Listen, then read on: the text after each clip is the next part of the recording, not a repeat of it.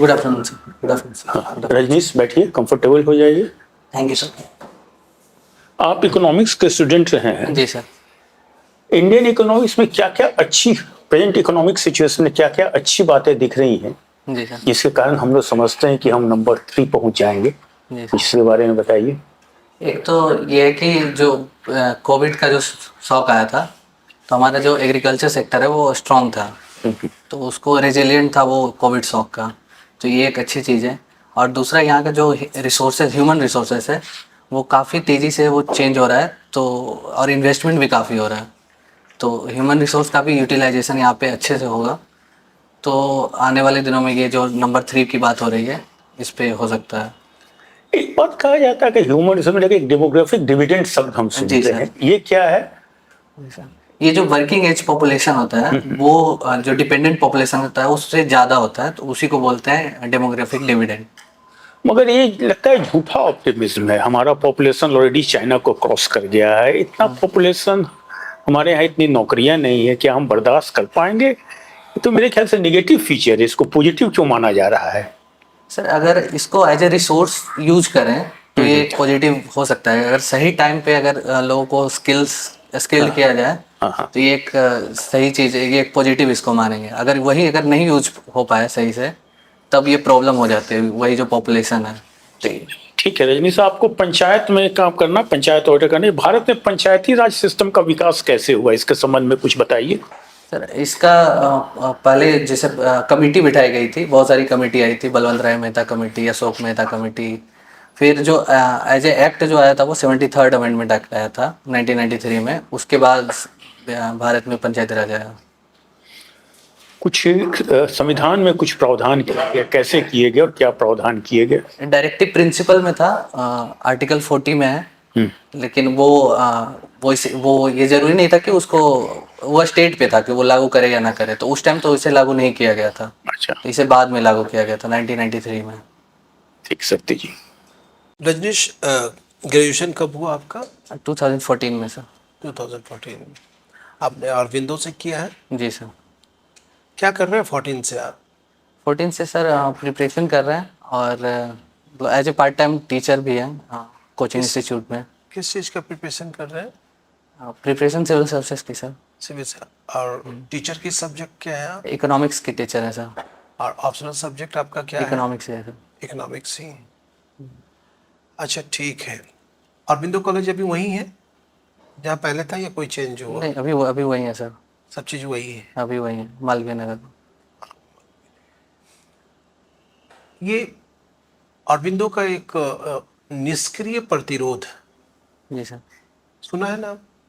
Passive resistance. Passive resistance जी sir. क्या है ये? ये होता है कि एक्टिवली जो गवर्नमेंट की जो पॉलिसी थी उस टाइम, ब्रिटिश की पॉलिसी, तो एक्टिवली वो नहीं करते थे कि उसका विरोध कर रहा है। वो पैसिवली करते थे कि मतलब हम खुद में ही वो करके कि फास्टिंग ये करके ये उस चीज़ों को। एक्टिव रेसिस्टेंस से कैसे अलग है? एक्टिव रेजिस्टेंस है कि हम मतलब कि गवर्नमेंट को ना करने दें, या तो फोर्सफुली, या फिर गवर्नमेंट को ना करने देना होता है, उसको एक्टिवली करते हैं। और अगर फास्ट या एग्जाम्पल के आंसर साथ समझाइए ना, अरविंदो और गांधी के इस प्रतिरोध में क्या अंतर? अरविंदो जी और गांधी जी के एग्जैक्टली रिकॉल नहीं कर पा रहे हैं क्या डिफरेंस था। चूंकि अरविंदो कॉलेज है, पर एक अरविंदो विला कर करके है ना, एक विवाद हुआ था रिलीजियस डिनोमिनेशन को लेकर के, सुना है? अरविंदो विवाद। अरविंदो विला आश्रम है ना अरविंदो का वहां पे, जी सर। है ना? तो वो अपने आप को एक अलग रिलीजियस डिनोमिनेशन के रूप में वो मानते हैं। जी सर। उनका मानना है कि हम अलग हैं। जी सर।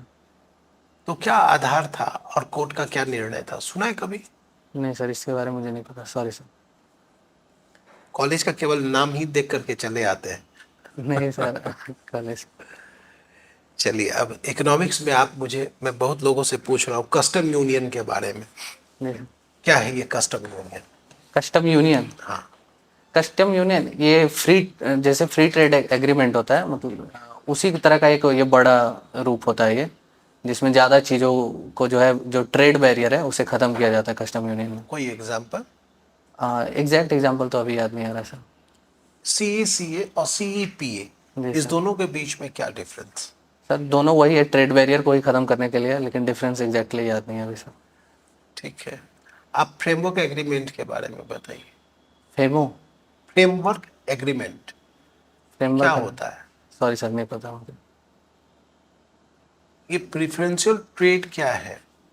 प्रेफरेंशियल ट्रेड ये WTO का है कि ये WTO के जितने सारे मेंबर हैं सब एक दूसरे को प्रेफरेंशियल मेंबर का दर्जा देते हैं, तो उसी के प्रेफरेंशियल ट्रेड उसी को बोलते हैं। अच्छा, आप मुझे एक और चीज बताइए कि अभी एक अच्छा इशू आया है, उसमें क्या है कि बच्चों को अपना स्कोर नहीं बताना है कॉलेज में, और कोई उससे पूछ नहीं सकता जी सर। है ना? IIT बॉम्बे का ये था। है ना, इशू जी है। सर। क्या है ये इशू बेसिकली? ये एक्चुअली कास्ट के लिए जो वहाँ पे कास्ट बेस्ड डिस्क्रिमिनेशन हुआ था, तो सुसाइड किया था एक स्टूडेंट ने। तो जो स्कोर बताने से ये होता है कि उस बच्चे का अगर वो शेड्यूल कास्ट है या शेड्यूल ट्राइब है, तो उसे वो समझ जाते हैं कि ये इस कैटेगरी का हो सकता है, तो उस बेसिस पे डिस्क्रिमिनेशन होने लगता था। तो उसी को फिर बोला उन्होंने IIT बॉम्बे में कि ये नहीं बताया जाना चाहिए।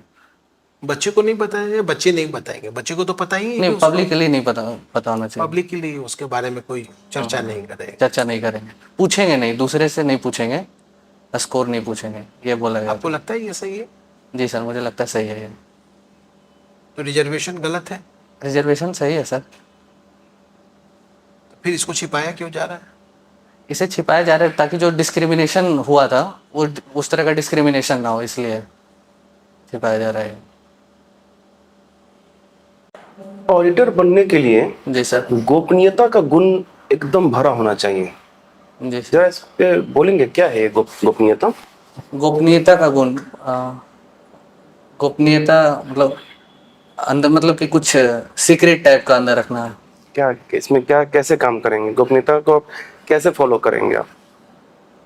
गोपनीयता को ये होता है कि अगर आप ऑडिट कर रहे हैं तो जो मतलब कि मेरे बारे में जो चीज़ें हैं वो पता ना होनी चाहिए, शायद ये जहाँ समझ पा रहे हैं। क्वेश्चन क्लियर नहीं है सर मुझे। क्वेश्चन क्लियर नहीं है आपको? ठीक है, मतलब क्या आप ऑडिट करने जा रहे हैं? जी सर। ठीक है, तो क्या आप कुछ प्राइवेसी मेंटेन रखेंगे, या फिर आप सबको बोल देंगे कि हाँ हम ऑडिट करने जा रहे हैं? नहीं, सबको तो नहीं बोलेंगे सर। हाँ। आप वो प्राइवेसी मेंटेन करेंगे कि जैसे हम ऑडिटर हैं तो ये नहीं बता के जाएंगे कि हम ऑडिटर हैं, तो उसके बाद जो प्रोसीजर होगी वो फॉलो करेंगे। ठीक है, ये 0 FIR क्या है? सॉरी सर, इसके बारे में मुझे नहीं। ओके, आपका जो सब्जेक्ट है इकोनॉमी है, जी सर। इस इकोनॉमी में बहुत सारे सेक्टर्स होते हैं। जी सर। टर्सरी सेक्टर के कुछ एरियाज बताएंगे? टर्सरी सेक्टर में टर्सरी जैसे IT हुआ, BPO हुआ, बैंकिंग हुआ, ट्रांसपोर्ट हुआ, ये सब है। ठीक है, आप ऑडिटर बनने के बाद जो ग्राम पंचायत में ऑडिट करेंगे, जी सर। ये किस सेक्टर में आएगा? ये तो तीनों सेक्टर में काम करेगा। अगर तीनों सेक्टर की अगर कोई भी चीजें हो तो उस पर तो ये काम करेगा, किसी एक पे पर्टिकुलर नहीं है ये। तीनों सेक्टर में होगा? जी सर। ठीक है, आपका हॉबी बैडमिंटन है? जी सर, बैडमिंटन है, ठीक है। जी सर। कॉर्क किस मटेरियल का बना होता है? शटल कॉक जो होता है वो डक फेदर का होता है, डक का फेदर होता है, उससे बना होता है। ओके, तो क्या जरूरी है कि उनके पंख यूज करने चाहिए? अब तो आर्टिफिशियल भी बनने लगा है कि उसमें उसका यूज नहीं होता है। उसमें उसका यूज नहीं होता है, ठीक है। क्या उसका सरकमफ्रेंस होता है उसका शटल कॉक का अभी रिकॉल नहीं कर पा रहे। ठीक है, बैडमिंटन कोर्ट का साइज बताएंगे? 44 by 20 फीट। 24 by 20 feet. 20। और नेट का हाइट? नेट का हाइट अराउंड 5 फीट। 1 फीट।